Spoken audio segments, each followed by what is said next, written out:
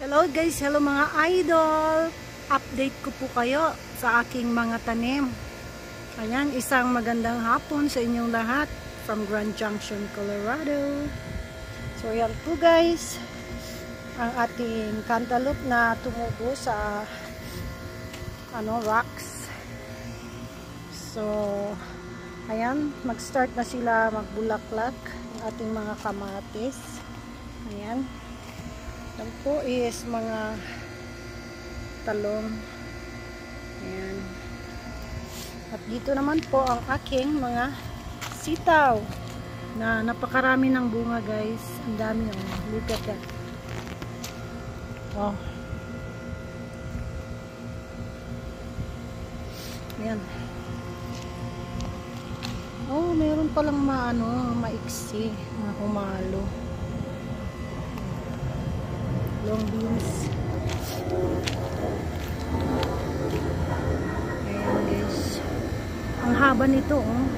Pero ang niya, ang sanga niya is ganito lang ka liit at napakarami ng bunga.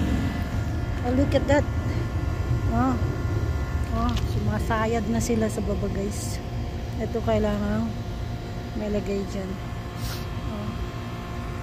Sumayad na sila sa lupa.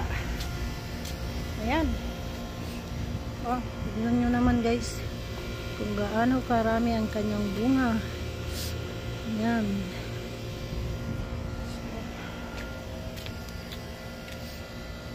Malupit. Oh. Ito po, may binhi na tayo guys. Oh, look at that. May binhi na. So, bumunga ito ng siguro more than 20 sa isang lang, sanga. Oh, look at that. Mabilangin ko. 2, 4, 6, 8, 10, 12, 14, 16, 18, 20, 21, 22, 23, 24, 25, 26, 27, 28, 29, 30, 31, 32. 32 ang bunga niya guys. Ang dami. At dito din oh, look at that. Ako pa. So yan yung ating kamatis. Ito ang ating sitaw. Oh. Oh. Grabe po. Oh. Look at that. Sobrang dami.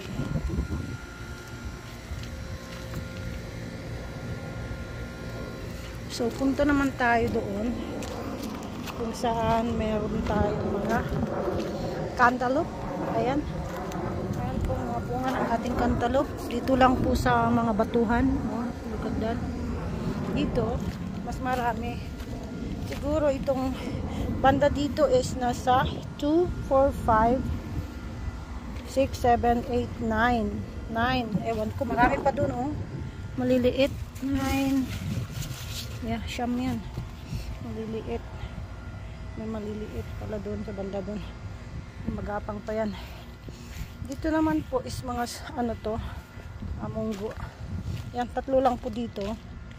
Ayan, look at that. Wala po yang lupa. Siguro sa loob meron. Ayan, tignan nyo po. Nabuhay po. Sa batuhan lang po yan. Oh, look at that. Meron din po tayo dito. So, nagdilig na po yung asawa ko kaya medyo ayan po is watermelon. Yan lang pong nabuhay dyan sa banda dito.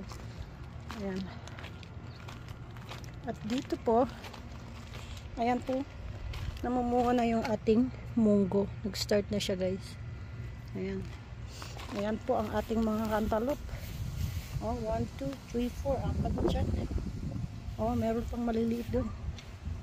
At marami pa guys. Ayan oh. Oh. Oh. Ayan. Oh. So dito naman po meron po tayong mga watermelon. Ayan, cantaloupe puti. Ayan, cantaloupe po yan. Ayan. At saka watermelon. Ito po is watermelon. So antayin natin mamunga guys. Makakapa po yung binhi natin na yan. Ayan po munggo. Ayan. Ano ba yan? May sunog yata sa mga ano. Saan ba may sunog? Dito marami pong bunga to guys. Binilang ko kanina siguro nasa 10. Ayan, isa. Dalawa. Ayan, mga liliit pero hindi nakasurvive yung iba. Ayan, sa sobrang init. Ayan. Ayun pa oh. Dito. Sana pag nag-mow yung asawa ko, wag niyang isama yung mga tanim ko. Ayan, yan po ang bunga niya. So doon po meron pa pong mangilan-ngilan. So yan po guys. Ito po. Ayan, may mga tumutubo pang mga watermelon. Yan is cantaloupe. Ito cantaloupe din yan. Ito watermelon yan. Yan. So ang asawa ko po guys, hindi po niya alam ang mga tinanim ko. Ito po mga weeds, pero kinakain ko po to. Ito po yung purslane. So nagdilig po ako kanina umaga. Didiligan ko ulit. Ayan, may mga cantaloupe pang maliliit dito. Kapag umulan, yan, mabibigyan sila ng ano ulit, buhay. Ayan. Ito po is cantaloupe at saka watermelon. So diligan natin ang mga yan guys, para guminhawa naman sila kasi nag water na yung asawa ko dun sa banda doon. Dito naman tayo. Ayan.